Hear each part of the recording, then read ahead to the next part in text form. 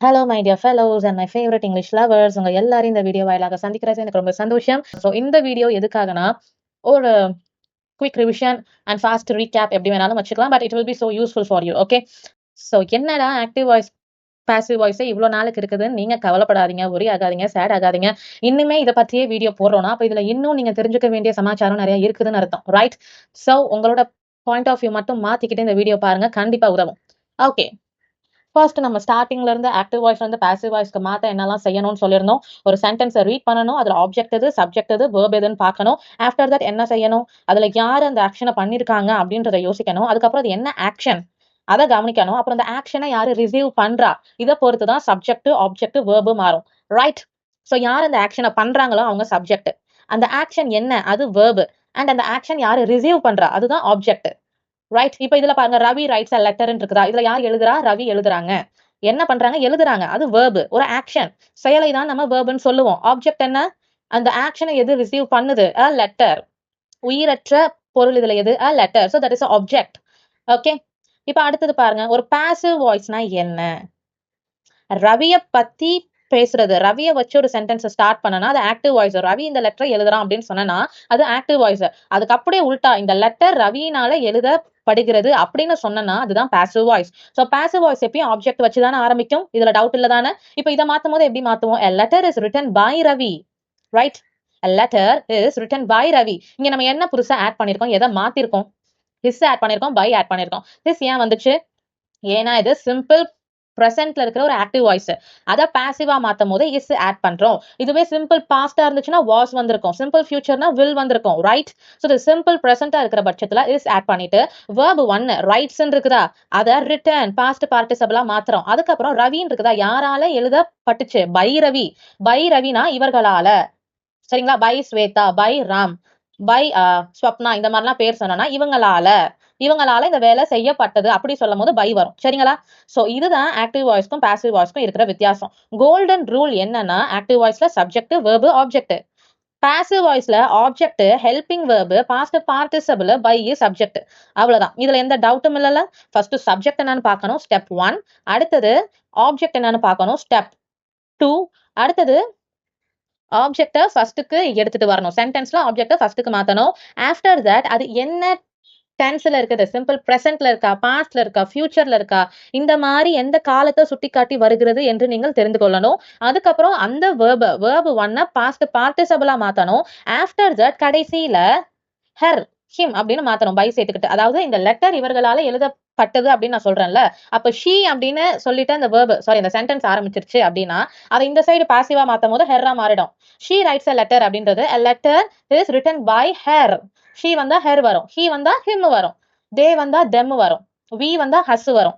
இது எல்லாமே நம்ம போன வீடியோஸ்ல எல்லாம் கம்ப்ளீட்டா டிஸ்கஸ் பண்ணிருந்தோம். இப்போ டிரான்சிட்டிவ் வெர்ப்ஸ், இன்ட்ரான்சிட்டிவ் வெர்ப்ஸ் அப்படின்னாலும் என்னன்னு பாத்திருந்தோம், ஞாபகம் இருக்குதா? For example, she opened the door, இப்படி ஒரு சென்டென்ஸ் இருக்குதா, இதுல ஆப்ஜெக்ட் என்ன, த டோர். ஷீன்றது சப்ஜெக்ட், ஓப்பன்ட் அப்படின்றது என்னது, verb. அவ அந்த டோரை திறந்தா அப்படின்னு நான் சொல்றேன். சோ இதுல ஆப்ஜெக்ட் இருக்கு, சப்ஜெக்ட் இருக்கு, verb இருக்கு. ஒரு verb ஆப்ஜெக்டோட சேர்ந்து வந்துச்சு, அந்த ஒரு செயல் முழுமையாக முடிவடைஞ்சிச்சு, ஒரு சென்டென்ஸ் முழுமையாக வந்துருச்சு அப்படின்னா அங்க யூஸ் பண்ணிருக்க வேர்போட பேரு டிரான்சிட்டிவ் verb. சரிங்களா? அதுவே அந்த verb இருக்குதுல்ல, அதுக்கப்புறம் என்ன ஆச்சு, ஷி ஓப்பன்ட் இப்படி மட்டும் இருந்திருந்தா அதுக்கு அர்த்தம் இருக்குதா? ஷி ஓப்பன்ட்னா அவ என்னத்த ஓபன் பண்ணுனா, டோரா, இல்ல ஒரு பாட்டிலா, இல்ல ஒரு ஜாரா, புக்கா, என்னது, என்னத்த ஓபன் செஞ்சாங்க அப்படின்னு தெரியாம இருக்குதுல்ல, அப்போ அது இன்ட்ரான்சிட்டிவ் verb. சரிங்களா? சோ இதுதான் டிரான்சிட்டிவ்க்கும் இன்ட்ரான்சிட்டிவ்க்கும் இருக்கிற வித்தியாசம். அண்ட் டிரான்சிட்டிவ் வேர்போட வர சென்டென்ஸை மட்டும்தான் நம்மளால பாசிவ்க்கு மாத்த முடியும். சரிங்களா? இதுல உங்களுக்கு டவுட்டே வரக்கூடாது. அதாவது சப்ஜெக்ட், வேர்பு, ஆப்ஜெக்ட் இருந்தா மட்டும்தான் நம்மளால அத பாசிவ்க்கு மாத்த முடியும். Without an object there is nothing. Right? ஏன்னா ஆப்ஜெக்ட் இல்லனா உங்களால ஒரு சென்டென்ஸ ஃபர்ஸ்ட்ல எந்த வார்த்தையை வச்சு ஆரம்பிக்கணும்னு டவுட் வரும்ல. அப்ப அதுக்கு ஆப்ஜெக்ட் வேணும்ல. சோ ஆப்ஜெக்ட் இல்லனா எப்படி நம்மளால ஆக்டிவ்ல இருந்து பாசிவ்க்கு மாத்த முடியும்? So this is a difference. சரிங்களா? இப்போ நம்ம ஒவ்வொரு டென்சஸ்க்கும் ஒவ்வொரு எக்ஸாம்பிள்ஸ் பார்க்க போறோம். இப்போ ஃபர்ஸ்ட் பாருங்க, பிரசன்ட் சிம்பிள், அதாவது simple present. She rights a letter இருக்குதா, இது நம்ம எல்லாருக்கும் நல்லாவே தெரியும். இது எப்படி மாறும், a letter is written by her. ஏன்னா இது பிரசன்ட்ல இருக்குது, நிகழ் காலத்துல இருக்கிறதுனால இஸ் வந்திருக்கு. ஷி கடைசிக்கு போகும்போது ஹெர்ரா மாறிடும். a letter ஃபர்ஸ்டா வந்துரும். யாருனால இந்த லெட்டர் எழுதப்பட்டுச்சு, by her. சரியா? அடுத்தது பாருங்க, past simple. She wrote a letter இருக்கா, இது எப்படி மாறும்?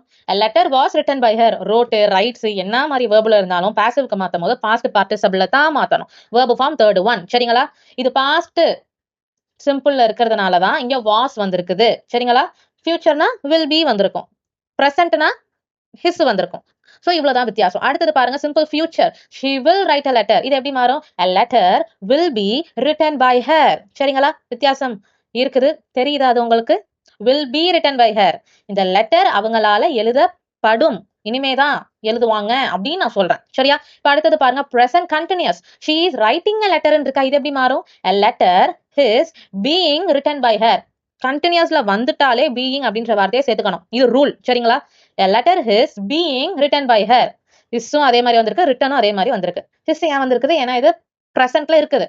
being ஏன் வந்திருக்கு? இது கண்டினியூஸ்ல இருக்குது அதனால. சரியா? அடுத்தது பாருங்க past continuous. she was writing a letter. இது எப்படி மாறும்? a letter was being written by her. a letter was being written by her. அதேதான் எல்லாமே. இடையில being அப்படின்ற வார்த்தையை மட்டும் சேர்த்துக்கிட்டோம். சரியா? இப்போ present perfect இதுல எப்படி வரும்? she has written a letter இருக்கா? இது எப்படி மாறும்? a letter has been written by her. has been. இங்க ஏன் has வந்திருக்கு?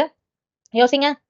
ஏன்னா அங்க ஷீன் இருக்குது, அதனாலதான் ஹேஸ் இருக்கு. நான் முன்னமே சொல்லியிருக்கேன்ல, he, she, it and names singular நவுன்ல வந்துச்சுன்னா அங்க ஹேஸ் வரும். ரைட்? இதுவே I, you, we, they இதெல்லாம் வந்துச்சுன்னா have வரும். இந்த விஷயம் எல்லாம் நம்ம போன வாரமே டிஸ்கஸ் பண்ணியாச்சு. இது உங்களுக்கு ஏற்கனவே தெரிஞ்சிருக்கணும். ஏன்னா அப்போதான் இப்போ உங்களுக்கு ஈஸியா வந்துரும். சரியா?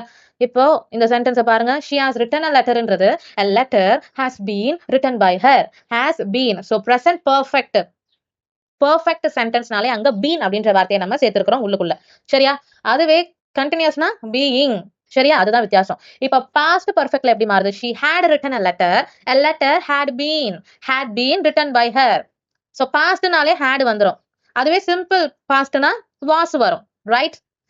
அண்ட் இன்னொரு விஷயம் இதுல என்னன்னா, she had written a letterல ஆல்ரெடி அந்த verb அங்க verb form third oneல தான் இருக்குது. அதாவது பாஸ்ட் பார்ட்டிசிபிள்ல தான் இருக்குது. சோ இங்க தான் எடுத்துட்டு வரும்போது அது அப்படியே தான் வந்துரும். ஓகே? இப்ப ஃபியூச்சர் பெர்ஃபெக்ட் பாருங்க. she will have written a letter. இது எப்படி மாறும்? a letter will have been written by her. will have been written by her. So will have கண்டிப்பா வந்துரும். சரியா? அது ரூல்.